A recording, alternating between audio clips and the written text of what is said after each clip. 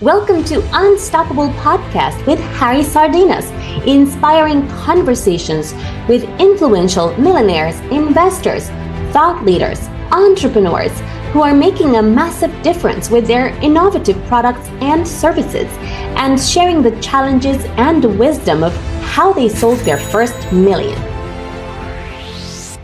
How would you like to achieve your first million in sales? And today we have a surprise. Joining us from United States, we have an author and speaker that's gonna be sharing with us a lot about his life, a lot about his story, which is brilliant. So, Hans, can you please introduce yourself? Hello, everyone. My name is Adam Elnekaveh. I'm the author of Rebuilding Adam, the book series, and I'm here to say hello to you all.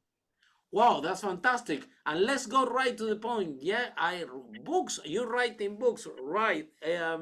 I wrote my first book, and well, my girlfriend wrote for me because she's a ghostwriter. Yeah, she owns a book publishing company. So writing a book is a lot of work. Why you decide to write that book with that title in the first place?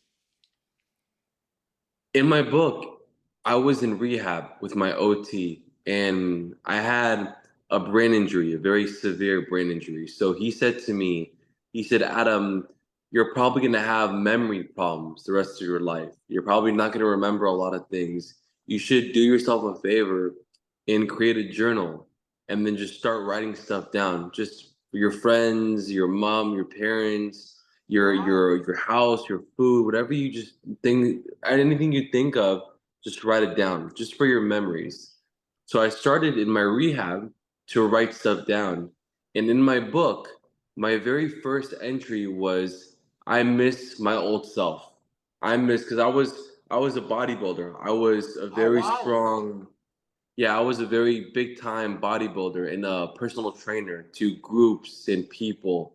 Wow! So yeah, I used to bench press 325 pounds on my Instagram. There's videos of me doing Wow! pull-ups, clapping in the air, everything. So I missed my old life. I was the fastest, strongest, every basketball all my life. I was dunking the basketball, Really? everything. Yeah, I have Wow! videos. So tell us a Yeah, little bit more so about the accident. What actually happened? So I was going, so after my best friend in high school graduated college, he said, Adam, let's go travel. Let's go do something. I How old said, were okay, you you? know what? Look, I was 27, 28. Wow. Yeah. Yeah, I was in my mid late 20s. Yeah, Okay. and he was just graduating university. Uh-huh. Yeah, and I was gonna launch my business. I was writing an app that checks you in around the world to any gym you go to. When you walk into a gym, the GPS checks you in and tells all your friends that you're working out at the gym. What idea? You, Brilliant idea, yeah? So you were writing yeah, your own yeah, app and working this. Wow, you have a very entrepreneurial ideas. So then what happened? You went there to party? yeah. We got a couple of motorcycles. We rented a couple of motorcycles, and then we just started driving around Thailand, the island of Phuket in Thailand, and we were riding, we were having fun. We jumped in the ocean. We had food, and and then fast forward, we got stopped by a couple of cops saying you have to wear helmets. And then we said, but nobody's wearing helmets. Nobody's wearing helmets. And the cops said, well, we stopped you. You have to pay a ticket. The ticket cost $14, 14 American dollars. Very cheap, like nothing. So we didn't take it seriously. We paid the ticket, and then we kept riding. And then I said, you know what? Let's not wear helmets. We're fine. There's no more cops. So we didn't wear helmets again. And then my friend was riding a motorcycle, and he was saying to me, Adam, my motorcycle is not doing so good. The brakes, there's a problem. I said, you just don't know how to ride a motorcycle. I'll ride it. You're fine. So I took over his motorcycle, and then I started to ride with no helmet. And then I started to speed up so he didn't see me. And then he came, and then he saw me lying on the floor. I was on the floor. My motorcycle fell and slid under a taxi, and I broke my skull. oil from the motorcycle that I was riding shot up and hit my brain. So I had Wow. a piece of my brain poisoned, and then I fell into a coma for 10 days. And all the doctors and the nurses and the surgeons, and they all said to my parents that he's never going to wake up from this coma. There's no way. He broke his Wow. skull. He had a severe brain injury. Um, and if he wakes up, he'll be a vegetable the rest of his life. He'll be paralyzed. He won't know anything. He'll be not here. So, Oh, your parents so were very my concerned, parents, right? sorry, Your parents should be very worried after they was told. yeah, but they did not give up on me. They didn't give up on me. They stood by me. They took care of me. They tried to fly me back home to America. There's a whole scene in my book how I get on an airplane and the oxygen, there was no oxygen in the airplane, so I couldn't breathe. So we had landed in Taiwan, and then I woke up from my coma like 6 days later. So yeah, so then the story continues, but before I bore anybody, I want to say the message about my story is about telling you that whatever hardship, whatever challenge, whatever issues you have in your life, just don't ever give up, because you're not going to accomplish everything in one day, in 1 week, in 1 month, in 1 year. Things take time to build. And they said to me that I would not survive, that I would not be able to talk, not be able to speak, not able to communicate, not able to drive, not be able to work, not be able to live alone, not be able to walk. And I am doing that. I live all by myself. I have two tenants that live with me downstairs that help me pay for the house. I run 5 shoe stores across Palm Springs, Huntington Beach, Pacoima, and Encino, all different locations far, like 3.5 hours from me. Wow. So, and I'm dating women. I have girlfriends. So my message in my book is teaching people what I did, how I was patient, and how I learned the balance by lighting a candle for balance to shopping, grocery shopping. Um, I even was wrapping my paralyzed fingers around my grocery carts at the grocery store, and I was telling and I'm teaching the reader how I got food and how I even approached women. And I said, "Hello, my name is Adam." Like I started to ask girls on dates because Yeah. I was injured. I couldn't go to bars. I couldn't go to No. movie theaters. I was I had to go to sleep every day at 7 o'clock, 8 o'clock. I was exhausted. So Wow, really? I started going to grocery stores to meet girls. And I even wrote a note on my grocery cart. Hi, my name is Adam. Hello, what's your name? What time does it close? I made little notes how to speak to girls on my grocery cart. And then Because you I might forget, also right? yeah, I might forget, also just help because I didn't know how to communicate. So also my book, I got stem cells. Are you familiar with stem cells? Yes, yes. Yeah, I got stem cells in Colorado. I flew with my mother to Colorado. I got stem cells, $32,000 worth of stem cells. Crazy. My father took a loan to get it for Wow. me. They Wow. flipped me upside down and they put it up my nose, up to here, and IV. And Wow. I did over 100 sessions of hyperbaric oxygen chamber. Have you heard of that? Yes, yes, yes. Yeah, Definitely. yeah, I did over 100 sessions. I did acupuncture. Um, uh, I did acupuncture, cranial. I had a cranioplasty. My skull is 15% plastic. Like this is not all Wow. skull. This is plastic. Oh, really? Wow. Yeah, so I'm like Iron Man.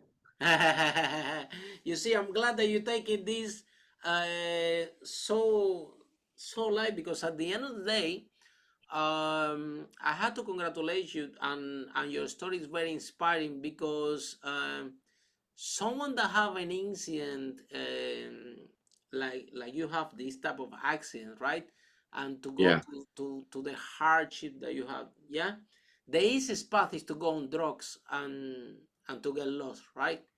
And to commit suicide and to Depression. give depression and to give up on life. So where do you find the strength? Yeah, and I think that this is also says a lot of you about as an entrepreneur. Yeah, how do you find the strength? Like look at you before that accident, you are like Superman, a bodybuilder. You can achieve anything. You're smart. You're writing an app that probably could be could be sold for millions and millions of pounds. You are on top of the game. You're healthy. You are strong, right? And something happened that let me tell you something. I was born in Cuba. I ride the motorcycle, and I was doing exactly the same like you. I never wore a helmet because nobody was wearing it. The police stopped me several times. They put me penalties, and I didn't wear a helmet because when you are 18 years old, 19 years old, you know, Divertido.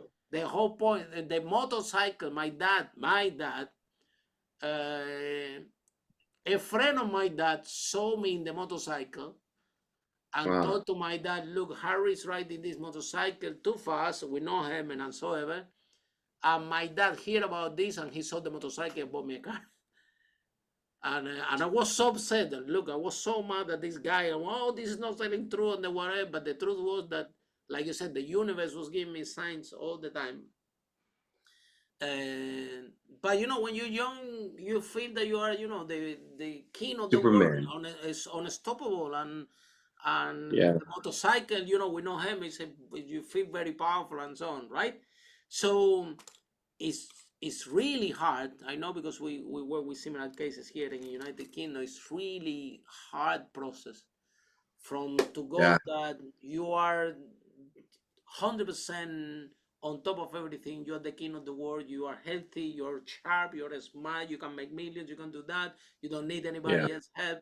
And all of the sudden, in one day, Yeah. Yeah. everything gets taken away, and you need to start all over from Yeah. scratch. Yeah. So, where do you find the strength? Uh, Yeah. what keeps And you motivated? Like for example, you said that even your Facebook is part of your reading because you start to write it. So somehow you want to be alive. Somehow you have that confidence within you that you want to be you again, and you're gonna make yeah. it no matter what. So where do you find the strength? What you just said was very important because you say that you feel like Superman. And I felt, when I was a bodybuilder, when I was an athlete, I never had an injury. I never broke Wow. my arm, never broke my leg, Despite never that you were had. lifting heavy stuff and things like that, people get injured very I, easy. Yeah. yeah. And that's why my book, originally, the name of it was The Invincible's Tragedy. Because Oh wow. I Like the felt title of your book. invincible. Yeah. Yeah. Yeah. So basically, as I was going through my life, recovering, it's not a movie. It wasn't, oh, he died and he came back and he's Yeah. super strong. It was No, for no, no. real. Yeah, exactly. Yeah, it was I was scared. I was in doubt. I didn't I didn't trust myself. I Wow. said, "Wow, you hurt yourself this bad? You almost killed yourself. Like, are you capable? Are you capable? Would a girl want to date you?" I was single. I was actually this is in my book.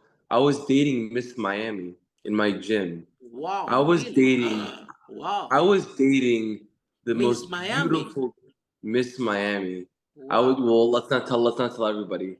But I won't say which year Miss Miami. Wow. But I was dating the most beautiful girl in the gym. Everyone looked at her, and I was dating her. And I came back with my injury. She saw me with my skull broken before my cranioplasty. She saw my skull. She saw me walking like this, like unable to walk. And once in about 9 months, almost 1 year after my injury, I started to develop a little bit of confidence, right? A little bit of confidence. I messaged her. I said, "Hey, how are you? Do you want to have some coffee? Hello, say hello to each other." And she made me feel like I was crazy. She said, "Whoa, this is weird. Why are you always messaging me?" She started to make up lies to make me think that I was crazy. She said, "Why are you messaging me so much? This is weird." And I looked at my messages, and the last message that I ever sent her was, "Hey, I'm getting on the airplane to Thailand. I love you. I'll talk to you." Oh, wow. That was the last time I ever messaged her. I have it up proof on my phone. But she made me feel crazy because I had a brain injury. She said, "Wow, this guy is nuts. I should make him feel like he's crazy. Maybe he'll leave me alone." So, so going back So to your from answer, where you find it, because definitely exactly people actually what they do, they check out on you when this happens, right? yeah, yeah, Everyone. So from it's where you find the strength that you have doubts, you feel lonely, then even you reach for a girl after a year and look what she's telling you, and you know you're working so hard by yourself trying to write the notes and following everyone. So where you find this strength to think, I'm gonna fight for my life, I'm gonna fight for my body, I'm gonna be good again, and I don't care what my ex-girlfriend think, I don't care what anybody tell me, I'm gonna break through. From where do you find the strength? this is a very good question. I've had many interviews, and I never really got this question. It's a very easy question, but I never got this question. But it was a combination.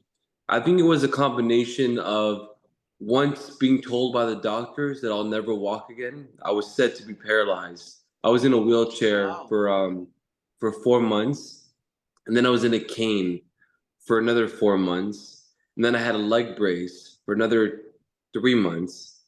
But then, as I was recovering and doing my rehab, and I was able to stand up, and I was able to walk, and I was able to move, you know, it told me that, everyone is wrong.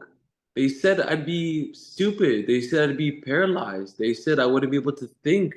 Even in my book, I go to the DMV, which is where you get your driver license in America.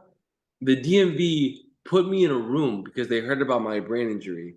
They put me in a room and they interrogated me.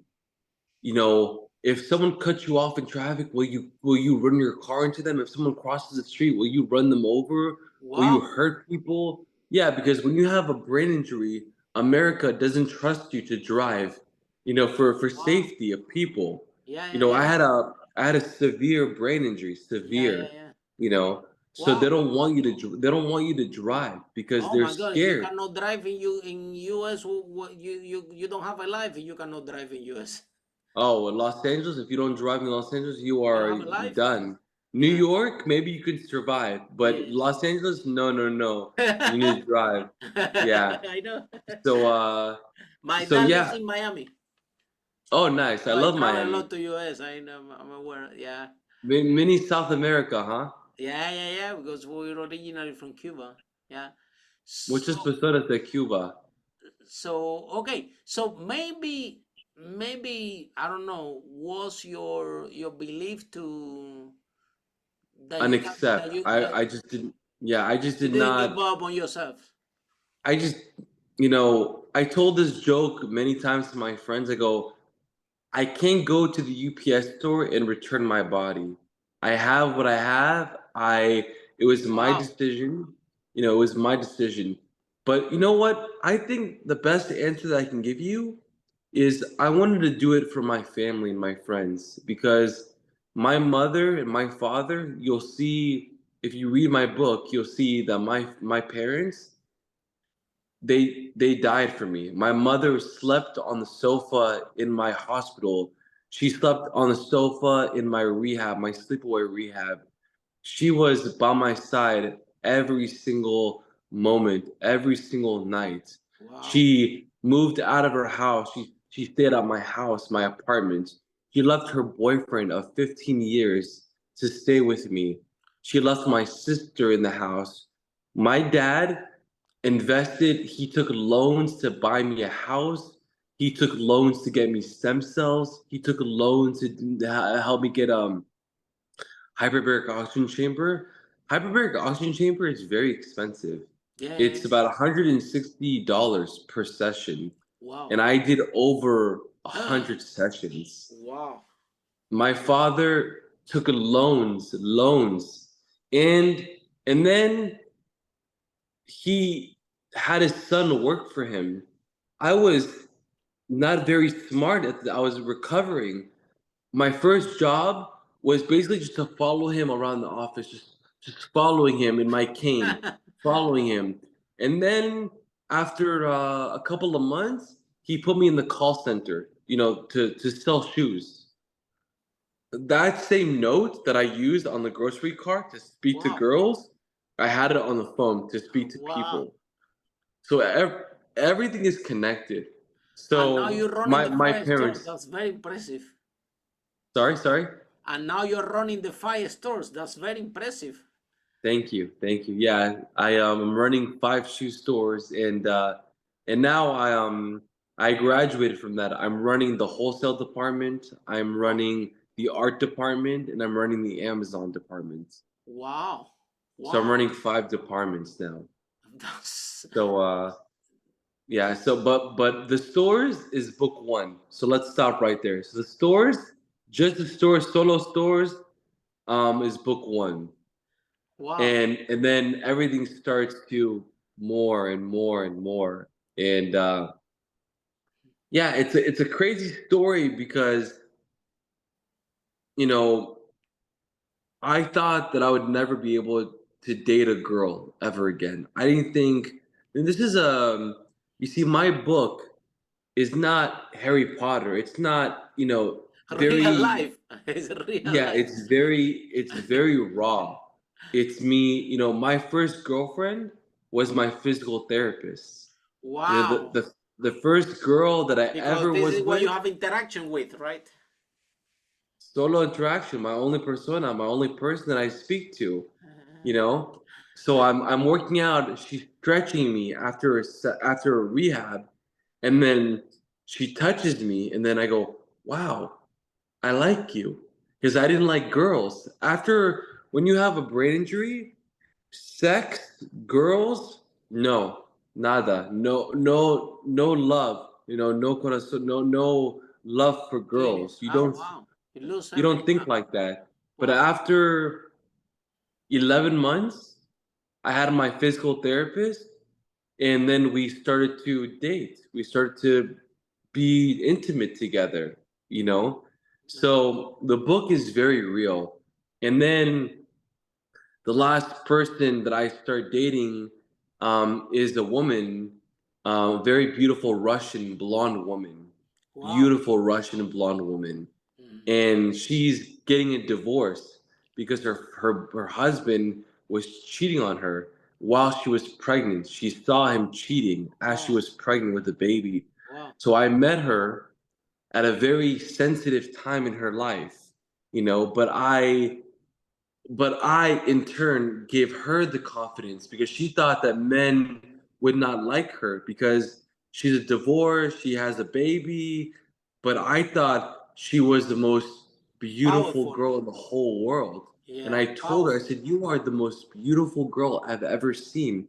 So I gave her the confidence that I lost with myself, Very good. So it's a two-way street, Yeah, yeah, so, yeah. but then her ex-husband, finds out about me, Oh, and the last page of the book, he's banging on my door saying, "Come outside right now. I want to talk to you." And that's how the first book ends. That's it, yeah, yeah, yeah. and I can't say anymore. Yeah, don't say anymore. Yeah. So the whole thing is that the so I want to talk to you about. I want to ask you the question. Yeah, probably um the question of encouragement and I'm empowerment. sorry, you asked me one question, I tell you the whole book. the the the question that all the entrepreneurs want to know based on your story. Yeah. So what are Yes. the 5 steps that you consider that entrepreneurs should be doing out there to make the first million in sales?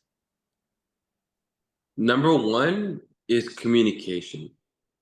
Number one by far is communication. Communication with your persons, with your business associates, whether it's also networking, going out, meeting people, asking questions, collaborating. Communication is a very, very important topic. And that's why I want to be a public speaker, because I'm a good communicator. I like to listen to people, because people have to remember that not one person is going to run a whole company. It doesn't work like that. No matter what, no matter if you're Steve Jobs or if you're Bill Gates, you need coders, you need accountants, you need teams, you need marketers, you need shipments, you need warehouse people. You have all of these departments. So communication is number one. Communication number one. Excellent. Yes. And number two, the next big thing is being a man of your word, being honest, because when you say you're going to do something, you have to make sure that you don't lie, that you show whoever you're speaking to, whether it's your workers or whoever, that you will do it. You are a person of your word, absolutely. And also the next big thing is being transparent to your employees. You need to be transparent. Why would you hide anything from your workers? Because if you do good, they do good. If they do bad, you do bad. It's a two-way street. So everything has to be in unison together. Everything has to work together. So that's three. Number four. Number four is a very pivotal part. It's correct R&D. R&D, research and development. Never be in a rush to get your product out, to get your company out there, to get your slogan, your message, whatever your company is to be, whether it's Microsoft, Apple, Menchie's, Yogurt, whatever it is, restaurant, Benihana, whatever it is. Correct R&D is very important. Yeah, you need It's the very right important. data. Yeah, it's very important to refine your product. You don't want to take a product, your name, your brand, and throw it out there and go, oh, take it, take it, take it. No, no, no. You need to take time. You have to take time and energy and focus to create the perfect product that represents you as a company. Because you don't want a product to come out in the world and it breaks, there's problems, there's issues, there's complaints. You don't want that. You want to Damage your spend brand, and then it's more exactly, expensive. Once the brand exactly, is damaged, you have to start all over again. It doesn't. exactly, Very expensive to repair. exactly. And that's why my book, for example, my first book, I hired with the little money that I have.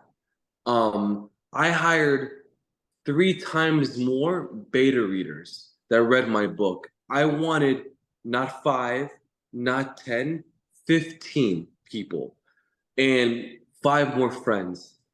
And everybody was like, too much. All you need is 5. Why are you doing so? I go, because I want to make sure that my product is perfect.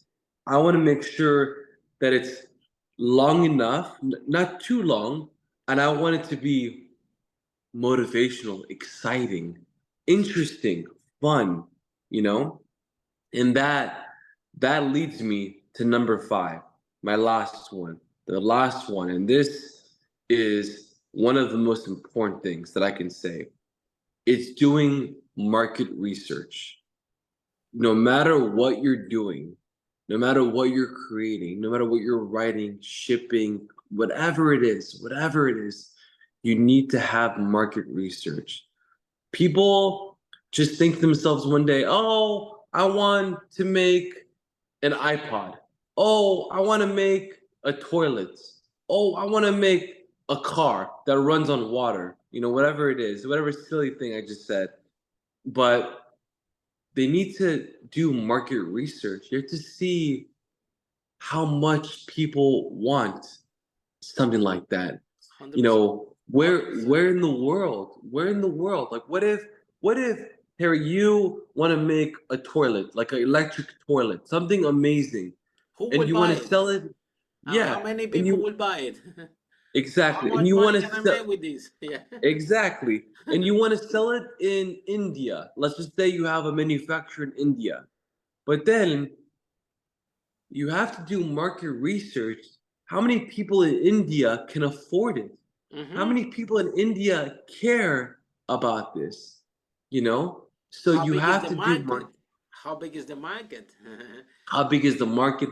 How many companies you can collaborate with?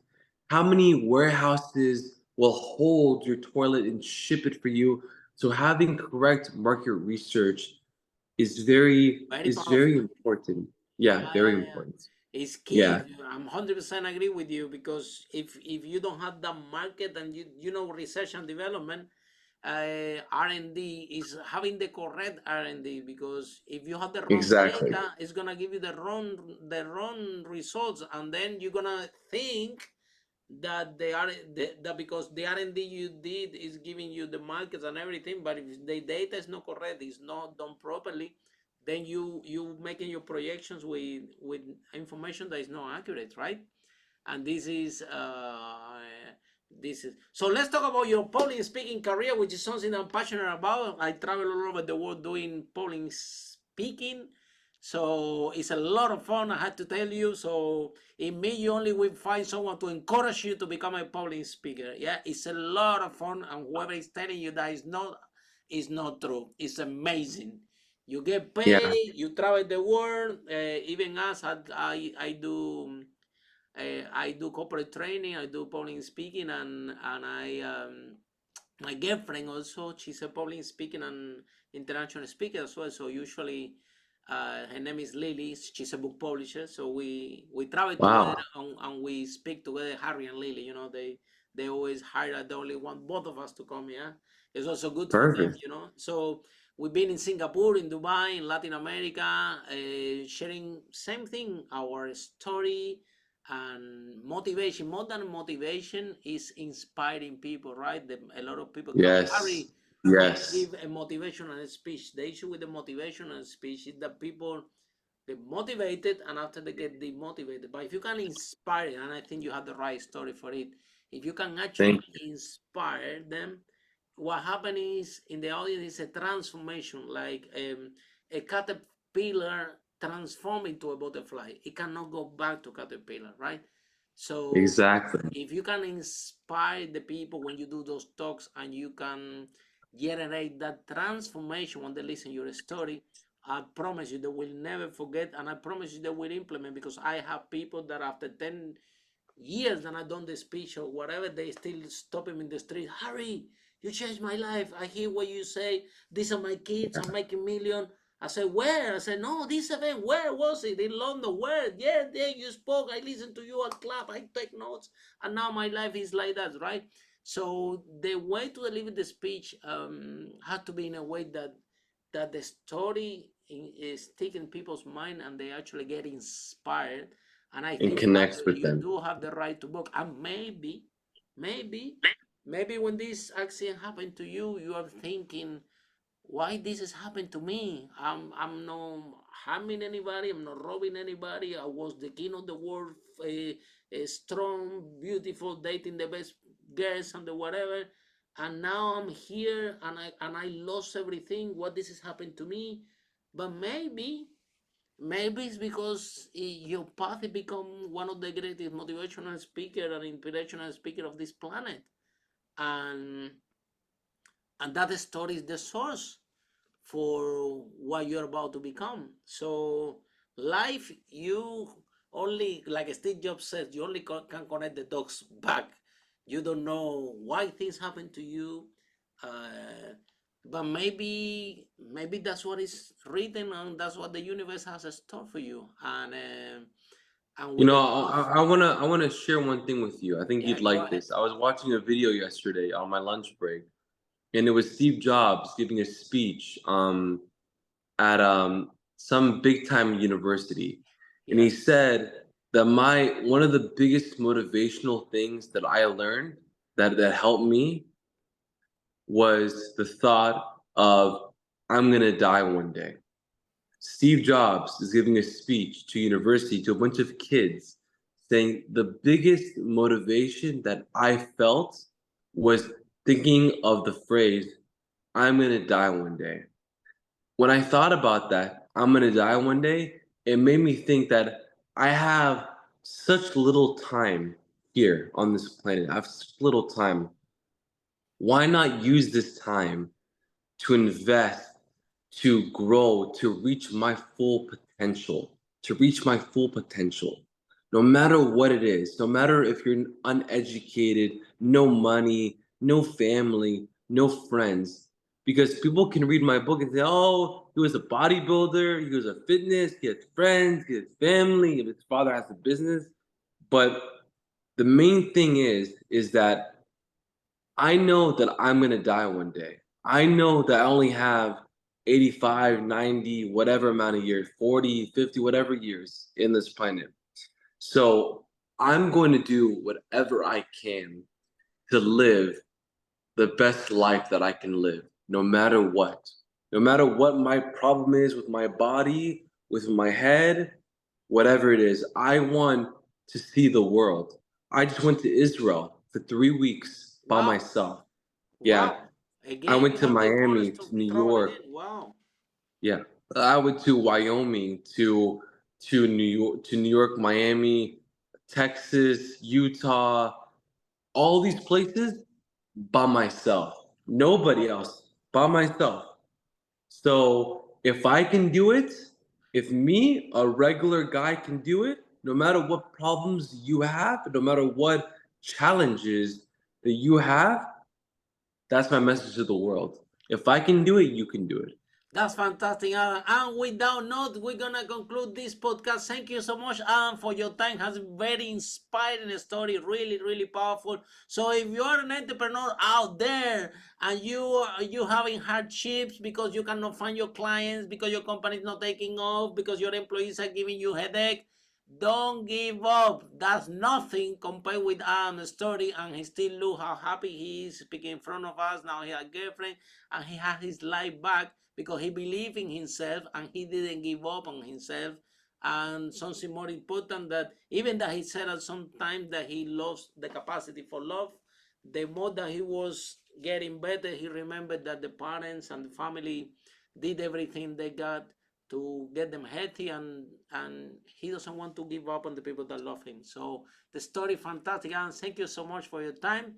And for every Thank you. you single entrepreneurs out there, keep pushing through and don't let your hardships and your and the things that are not working Challenges. out, challenges, stop you to Yes, achieve your life. Because like Adam said, we are all gonna be very little in this world, and we have to do the best that we can exactly. with our lives. Exactly. Thank you so much. Bye for now, Thank you, everyone. brother. See you in the next episode of Unstoppable like Adam. Bye now. Follow us for more interviews with world's most influential, audacious entrepreneurs that overcame challenges and adversity, providing you with the blueprint of how they sold their first million so you can grow your business exponentially.